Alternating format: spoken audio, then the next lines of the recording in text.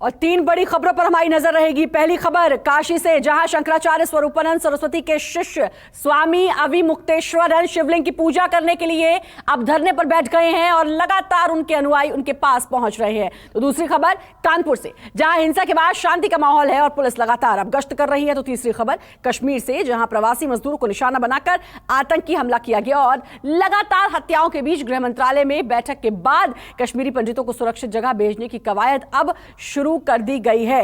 तो तीन तस्वीरें आपके स्क्रीन पर आप देखिए। काशी, जहां स्वामी अविमुक्तेश्वरानंद अब अड़ चुके हैं, उनको शिवलिंग का जलाभिषेक करना है और उनको अंदर जाने से रोका गया, उनको नजरबंद किया गया। उसके बाद वो वहीं आश्रम में धरने पर बैठ गए। कानपुर हिंसा जो कि कल हुई थी और कानपुर हिंसा के बाद अब वहां पर माहौल फिलहाल शांत है, लेकिन पुलिस की धरपकड़ लगातार जारी। और कश्मीर, जहां हालात तनाव वाले हैं। और कानपुर हिंसा मामले में अब तक 18 लोगों को गिरफ्तार किया जा चुका है। कल यह हिंसा हुई थी। मामले में 3 एफआईआर पुलिस ने दर्ज की हैं 3 लोगों पर। और पुलिस अब पीएफआई के एंगल से भी जांच कर रही है। सीएम योगी ने दंगाइयों पर सख्त एक्शन के आदेश दे दिए हैं। आज शांति का माहौल है। सुबह से ही भारी सुरक्षा बल वहां तैनात है। फ्लैग मार्च हो रहा है। मामले में पुलिस ने अब तक 3 एफआईआर दर्ज कर ली है। सीसीटीवी फुटेज की जांच हो रही है।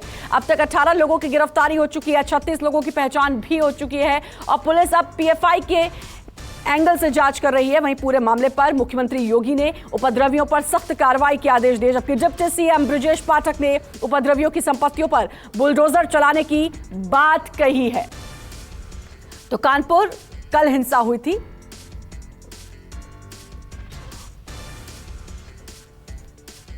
इस वक्त मैं जनपद कानपुर के उसी नई सड़क इलाके पर मौजूद हूं, जहां पर कल एक बड़ा घटनाक्रम देखने को मिला है। सबसे पहले मैं आपको तस्वीरों में ये पूरा इलाका दिखाता हूं। दरअसल ये जो इलाका है, इसको नई सड़क इलाका कहा जाता है और ये थाना बेकनगंज का परेड चौराहा है, जिसके पास का ये पूरा इलाका बताया जा रहा है। कल दरअसल जब ये पूरा घटनाक्रम घटित हुआ तो उस वक्त पुलिस की तरफ से ये जानकारी दी गई कि अचानक एक वर्ग विशेष से जुड़े हुए तमाम सारे लोग सड़कों पर आ गए थे और उसके बाद उन्होंने यहाँ पर दुकानें बंद करवाना शुरू करवाया। लेकिन जैसे ही वो दूसरे समुदाय की दुकानें बंद करवाने के लिए गए तो वहाँ पर स्थिति अनियंत्रित हुई और बाद में स्थिति को नियंत्रण में लेने के लिए भारी संख्या में पुलिस फोर्स भी तैनात किया गया। तो फिलहाल आज सुबह से स्थिति यहाँ पर पूरी तरह से शांतिपूर्ण दिखाई पड़ रही है, लेकिन मामले की गंभीरता को देखते हुए जो इलाका है उसको पूरी तरह से आप देखिए कि यहाँ पर छावनी में तब्दील किया गया है। आसपास जो कई थानों की पुलिस फोर्स है उसको फिलहाल इस जो परेड चौराहा है इसके आसपास लगाया गया है। पुलिस के साथ साथ पीएसी के जवानों को भी तैनात किया गया है। इसके अलावा जो दूसरी पुलिस की एजेंसीज हैं उनको भी आपको यहाँ पर तस्वीरों में साफ तौर पर आप देख पा रहे होंगे कि यहाँ पर उनको भी लगाया गया है। तो परेड चौराहे के आसपास का जो पूरा इलाका है वहां पर सिक्योरिटी के लिहाज से लगातार देर रात भी गश्त जारी रही। ये जो एक रोड दूसरी तरफ जाती है वहां पर भी आपको बड़ी संख्या में पुलिसकर्मी तैनात नजर आ रहे होंगे। तो कुल मिलाकर कल जब ये घटनाक्रम घटित हुआ तो उसके बाद ये कहा गया कि शायद पुलिस को इस बात का इनपुट नहीं मिल पाया कि अचानक इतनी बड़ी संख्या में लोग सड़कों पर आ जाएंगे और वो दुकानें बंद करवाने का प्रयास भी करेंगे। तो उसके बाद से लेकर अभी तक लगातार पुलिस के अधिकारी तमाम सारे लोगों के संपर्क में भी हैं और कोशिश यही की जा रही है कि स्थिति को पूरी तरह से नियंत्रण में रखा जाए। दूसरी अहम बात यह भी है कि इस पूरे घटनाक्रम को लेकर अभी तक कुल 18 लोगों की गिरफ्तारी की गई है और खुद मुख्यमंत्री योगी आदित्यनाथ ने इस पूरी घटना का संज्ञान लिया है। और ये कहा जा रहा था कि इस पूरी घटना को लेकर कोई बड़ा एक्शन देखने को मिलेगा, तो इस बात का भी ऐलान किया गया कि गैंगस्टर के तहत इस पूरे मामले की कार्रवाई की जाएगी और जो भी लोग इसमें दोषी पाए जाएंगे उनके खिलाफ उनकी संपत्ति भी कुर्क की जा सकती है। सबसे खास बात यह भी है कि पुलिस की तरफ से यह भी बात कही जा रही है कि तमाम सारे वीडियो और फोटोज उनके हाथ लगे हैं, उनके आधार पर भी लोगों की पहचान की जा रही है। लेकिन आज सुबह आप देखिए कि इस पूरे इलाके में एक तरह से शांतिपूर्ण माहौल देखने को मिल रहा है। सड़क के दोनों तरफ आपको यहाँ पर पुलिसकर्मी फिलहाल ड्यूटी देते हुए नजर आएंगे। और दूसरी बात ये भी है कि जो जनजीवन है वो भी एक तरह से आप कह सकते हैं कि सामान्य ही नजर आ रहा है। हालांकि कल जब ये घटनाक्रम घटित हुआ था तो इस बात का अंदेशा लगाया जा रहा था कि शायद ये मामला भी आगे बढ़ सकता है, लेकिन जैसे जैसे देर शाम हुई उसके बाद से स्थिति पूरी तरह से नियंत्रण में आई और अभी भी पुलिस के जो अधिकारी हैं वो लगातार इस बात की कोशिश कर रहे हैं कि स्थिति पूरी तरह से सामान्य रहे। लोगों से बातचीत की भी कोशिश की जा रही है और तमाम सारे लोगों की गिरफ्तारी को लेकर यहां पर देर रात तक दबिश भी दी गई है। तो आप देख सकते हैं कि स्थिति दोबारा अनियंत्रित ना हो, इस लिहाज से भारी भरकम पुलिस फोर्स को यहां पर तैनात किया गया है। और जो नई सड़क का इलाका है यानी कि जो थाना बेकनगंज परेड चौराहा है इसके आसपास के पूरे इलाके को फिलहाल छावनी में तब्दील किया गया है ताकि कोई भी ऐसी घटना ना हो जिससे एक बार फिर कानून व्यवस्था पर सवाल खड़े हो जाएं। कैमरा पर्सन सचिन सैनी के साथ अशोक तिवारी, कानपुर, न्यूज़ 24। कानपुर में कल दो समुदायों के बीच भयंकर झड़प हुई। जमकर पत्थर बरसाए गए, गाड़ियों में तोड़फोड़ की गई। उपद्रवियों पर सरकार ने बड़ा एक्शन लिया है। अब तक 18 लोगों को गिरफ्तार किया जा चुका है। साथ ही उपद्रवियों पर गैंगस्टर एक्ट के तहत कार्रवाई कर संपत्ति कुर्क करने का भी ऐलान किया गया है। ये रिपोर्ट देखिए।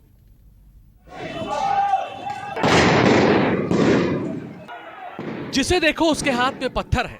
हर कोई एक दूसरे की तरफ पत्थर बरसा रहा है। सड़क पर कतार में बाइकें गिरी हैं, गाड़ी के शीशे टूट चुके हैं।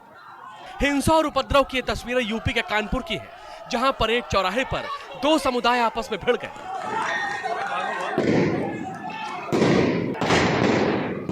देखते ही देखते माहौल तनावपूर्ण हो गया। हालात ने हिंसा का रूप अख्तियार कर लिया। इस वक्त मैं कानपुर के उसी यतीम खाने इलाके में मौजूद हूं, जहां पर दोपहर दो पक्ष आमने सामने आ गए थे। फिलहाल पूरी घटना के बाद आप देखिए कि प्रशासन पूरी तरह से आपको यहां पर सतर्क आ रहा होगा। पुलिस ने फिलहाल यहां पर अपनी गश्त बहुत तेज कर दी है। घटना के बाद से ही तत्काल स्थिति को नियंत्रण में लेने के लिए पुलिस के साथ साथ पीएसी की टीम को भी यहां पर तैनात किया गया है। दरअसल ये मेरे ठीक पीछे जो रास्ता जा रहा है, ये इसी तरफ वो पूरा घटनाक्रम घटित हुआ था जब अचानक बड़ी संख्या में लोग सड़कों पर आ गए थे और उसके बाद उन्होंने दुकानें बंद करवाना शुरू किया। लेकिन जब दूसरे पक्ष ने उस बात का विरोध किया तो उसके बाद दोनों पक्षों में जमकर कहासुनी हुई। उसके बाद पथराव की स्थिति बनी। लेकिन जैसे ही इस पूरे घटनाक्रम की जानकारी पुलिस के उच्च अधिकारियों को लगी, तत्काल वो घटनास्थल पर पहुंचे और फिलहाल स्थिति को नियंत्रण में करने की पूरी कोशिश की जा रही है। दरअसल जुमे की नमाज के बाद परेड चौराहा, नई सड़क और यतीम खाना समेत कई इलाकों में हिंसा भड़क गई। एक दूसरे पर ईंटों से पथराव किया गया, गोलीबारी भी हुई।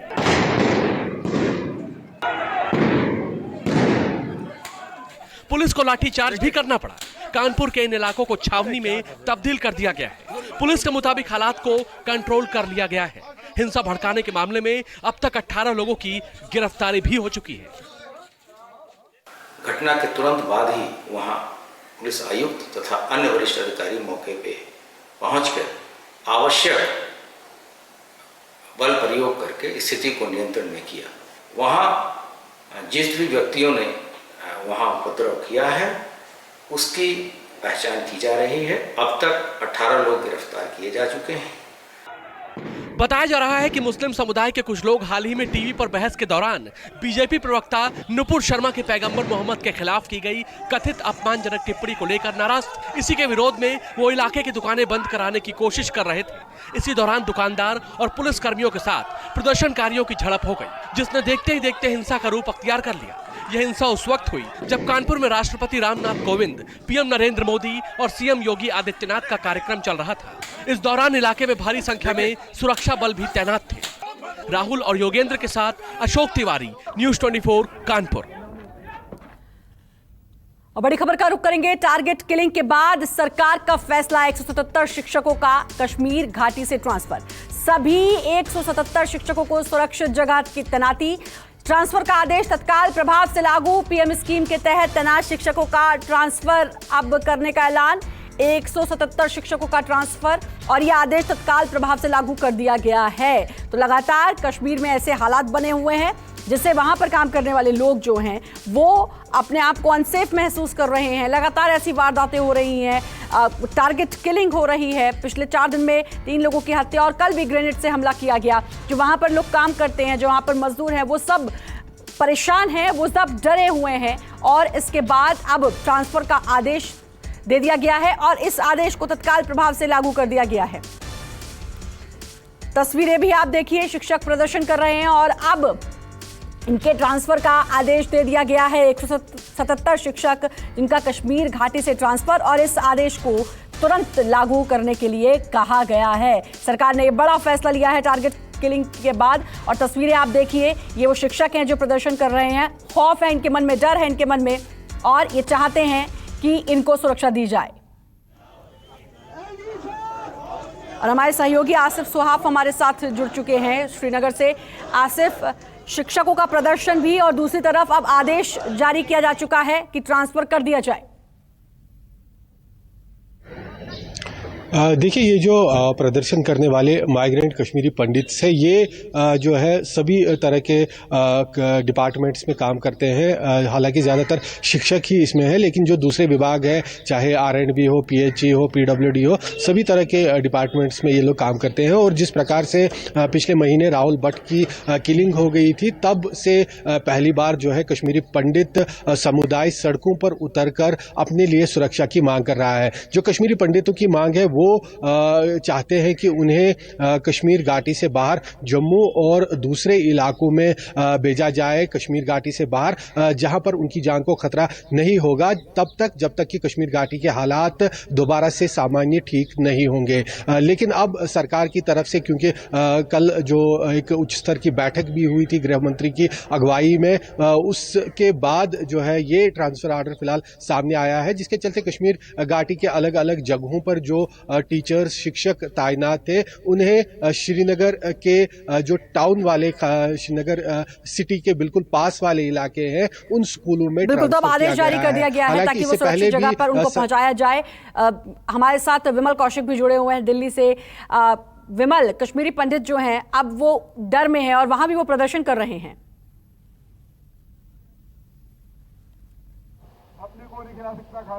जी बिल्कुल, देखिए कश्मीरी पंडित जो हैं, जो दिल्ली NCR के हैं, वो यहाँ पर जंतर मंतर पर प्रोटेस्ट कर रहे हैं। दरअसल क्योंकि कंडीशन जो है कश्मीर की वो एक बार फिर से 90 के दशक जैसी हो रही है। इनका कहना है कि सरकार भले ही कितनी भी बात करते हो कि नॉर्मलसी आ गई है, लेकिन कश्मीर के हालात वाकई बेहद ख़राब हैं। एक बार फिर से कश्मीर में टारगेट किलिंग शुरू हो गई, दोबारा से पलायन शुरू हो गया। तो सरकार तो कह रही है कि कश्मीर नॉर्मलसी की तरफ बढ़ रहा है, लेकिन हालात तो वाकई खतरनाक है। सबसे पहले मैं आपको ये बताना चाहूँगा, कश्मीर नॉर्मल कभी कश्मीरी पंडितों के लिए था ही नहीं। ये जिहाद है, जिहादी टेरर है। और ये जिहाद 1990 में स्टार्ट हुआ, जब कश्मीरी पंडितों को वहाँ से निकाल बाहर कर दिया। और उस वक्त का जो स्लोगन था, हमें क्या चाहिए, निज़ाम मुस्तफ़ा। निज़ाम मुस्तफ़ा का क्या मतलब, ला इलाहा इल्लल्लाह। और तब से लेके आज तक वही परिभाषा है, वही लैंग्वेज है, वही कंटेंट है, वही सब्सटेंस है। आप देख लीजिए 1990 में कम से कम 95% कश्मीरी पंडित वहाँ से भाग गए।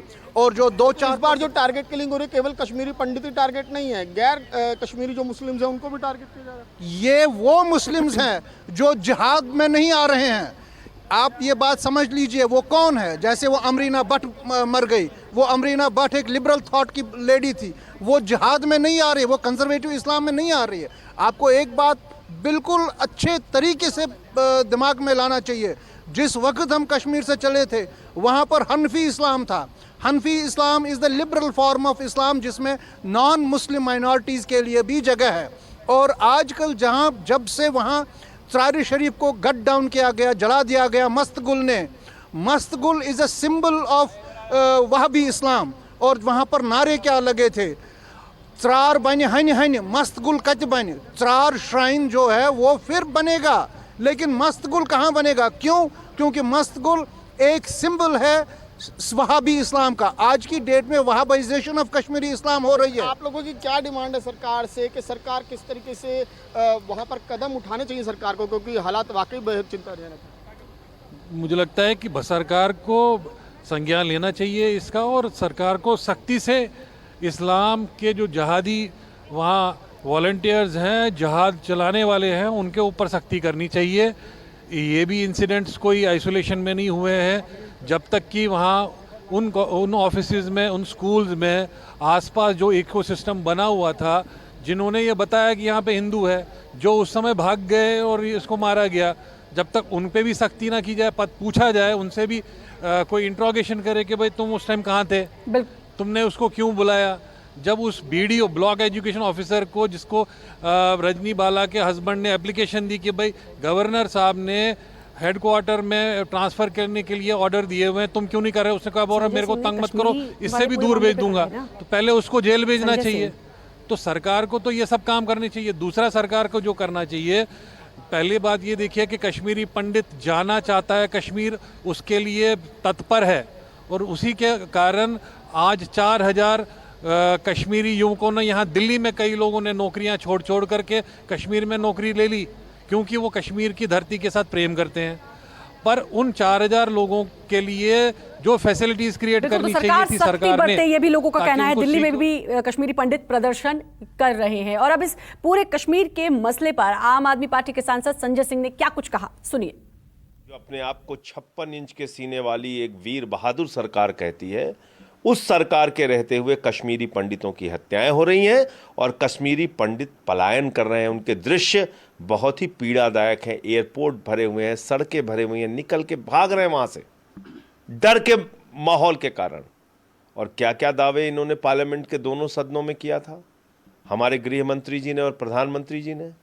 वहाँ पे इंडस्ट्रीज लग जाएंगी, वहाँ पे रोजगार होगा, वहाँ पे पूरे देश से लोग जाकर जमीनें खरीदेंगे, बसेंगे, अमन आएगा, चैन आएगा। और क्या किया आपने?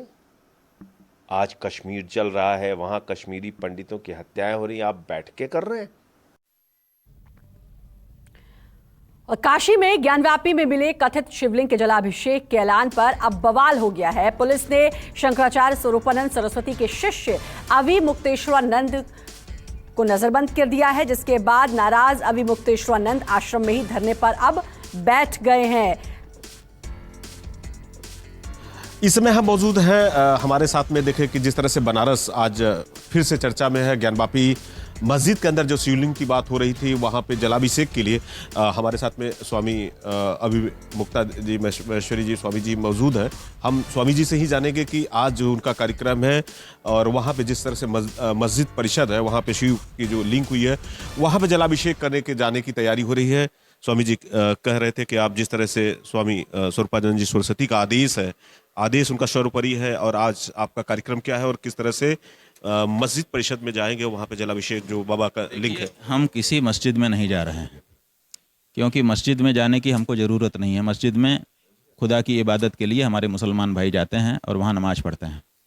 हम मुसलमान नहीं हैं, इसलिए मस्जिद में जाने का हमारा कोई तात्पर्य नहीं है। हम जा रहे हैं उस स्थान पर जहाँ पर पहले मंदिर था और अब वहाँ पर शिवलिंग प्रकट हुआ है, प्रकाश में आया है।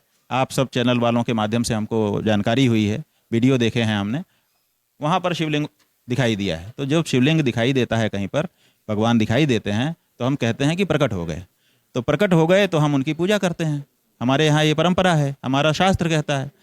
अब उसी शास्त्र के अनुसार शंकराचार्य जी महाराज ने, चूँकि वो स्वस्थ नहीं थे, तो उन्होंने कहा कि मेरे स्वास्थ्य में ऐसी स्थिति नहीं है कि मैं स्वयं जा पाऊँ, तो मेरी तरफ से तुम जाओ और पूजा करो, और सनातन धर्मियों की ओर से करो।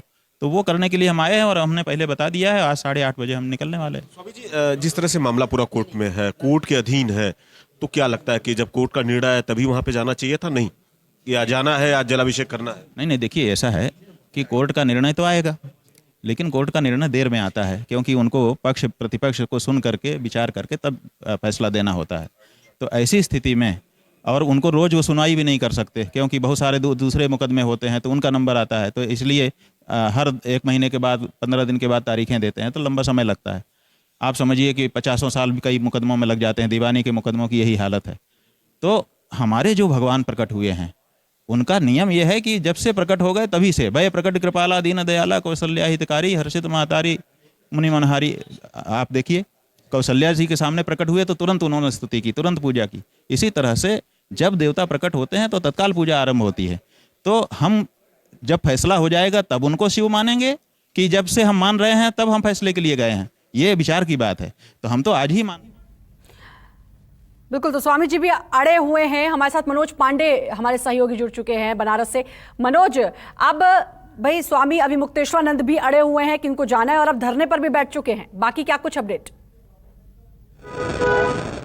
जी देखिए, स्वामी जी का साफ तौर पे कहना है कि जब तक जलाभिषेक नहीं करेंगे मंदिर में, वहां पे जाके शिवलिंग है, उनका कहना है, तब तक वे अनशन पे तो बैठे हैं। अब उन्होंने अनशन शुरू कर दिया है। उनका कहना है कि ना ही किसी प्रकार का जल ग्रहण करेंगे, ना ही यहाँ पे खाएंगे, जब तक वो जलाभिषेक नहीं करेंगे। आपको दूसरी तस्वीर दिखाते हैं। वहीं पे जिस तरह से स्वामी जी अड़े हैं, तो वहीं पे पुलिस प्रशासन भी अड़ा है कि स्वामी जी को कतई बाहर नहीं जाने दिया जाएगा। देखिए, स्वामी जी के मठ के बाहर हम की तस्वीर दिखा रहे हैं, जहां पे सैकड़ों की संख्या में जो सामने मठ के हैं, गलियों में करीबन देखे, और हजारों की संख्या में कह सकते हैं कि पूरे जो स्वामी जी के मठ के इर्द गिर्द पुलिस के जवान तैनात है। बकायदा स्वामी जी अपने कुछ जो भक्त उनके अंदर थे